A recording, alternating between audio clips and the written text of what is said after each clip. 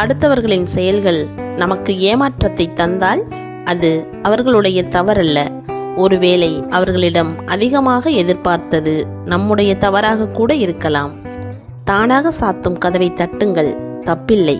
ஆனால் தெரிந்தே சாத்தும் கதவை மீண்டும் தட்டாதீர்கள், அது அவமானம். பல பெண்கள் திருமணத்திற்கு பிறகு பல துன்பங்கள் அனுபவித்து வந்தாலும் சில நேரங்களில் அவர்கள் உயிர் வாழ காரணமாக இருப்பது அவர்களின் குழந்தைகளின் முகமே. தன்னை பற்றி பிறர் என்ன நினைப்பார்கள் என்று வாழும் ஒவ்வொரு நொடியும் உனக்குள் நீ கைதிதான். எப்போது நீ நீயாக வாழ்கிறாயோ அன்று முதல்தான் நீ உன் வாழ்க்கையை வாழவே ஆரம்பிக்கிறாய் என்பதை நினைவில் கொள். இந்த உலகத்தில் யாரையும் நம்பாதே. உன்னிடம் ஒன்று பேசிவிட்டு வெளியே ஒன்று பேசும் கேவலமான மனிதர்கள் வாழும் உலகம் இது. சிலரை மறந்து விடுங்கள், சிலரை மன்னித்து விடுங்கள், சிலரை கடந்து விடுங்கள், சிலரை வெறுத்து விடுங்கள். யாரையும் தூக்கி சுமக்காதீர்கள், உங்கள் வாழ்க்கை சுமையாக மாறிவிடும். துரோகம் கத்தியை போன்றது. பிறரை குத்தும் போது சுகமாகத்தான் இருக்கும், ஆனால் தன்னை குத்தும் போதுதான் கொடூரமாக வலிக்கும். ஆசைகளை குறைக்க மனிதனுக்கு மனமில்லை, அதனால் உன் அவஸ்தைகளை குறைக்க ஆண்டவனுக்கு மனமில்லை.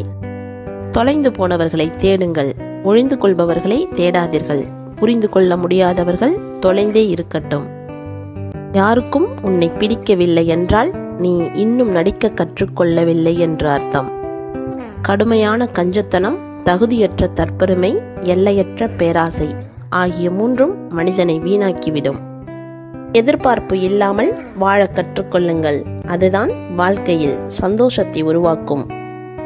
கடும் உறவு ஒரு நாள் கொடும் பகை. உண்மை இல்லாத உறவுகளுடன் நாம் ஒட்டி இருப்பதை விட ஒதுங்கி இருப்பதே நல்லது.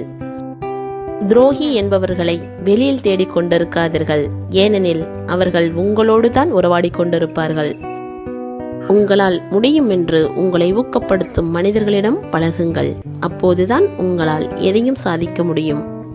வாழும்போது ஆட்டம் அதிகமாக இருந்தால் சாகும்போது கூட்டம் குறைவாகத்தான் இருக்கும். நண்பன் நேருக்கு நேர் சொல்வான், எதிரி 4 பேர் முன்பு விமர்சிப்பான். துரோகி நீ இல்லாத நேரம் பார்த்தே பேசுவான். ஊருக்கே உபதேசம் சொல்பவர்கள் தனக்கென்று வரும்பொழுது சில விதிவிலக்கு வைத்துக் கொள்வார்கள்.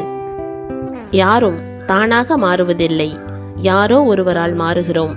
நல்லவராக, கெட்டவராக, ஏமாளியாக, அறிவாளியாக, முட்டாளாக. கோபங்கள் கூட மன்னிக்கப்படுகின்றன, ஆனால் உதாசீனங்கள் ஒருபோதும் மன்னிக்கப்படுவதில்லை.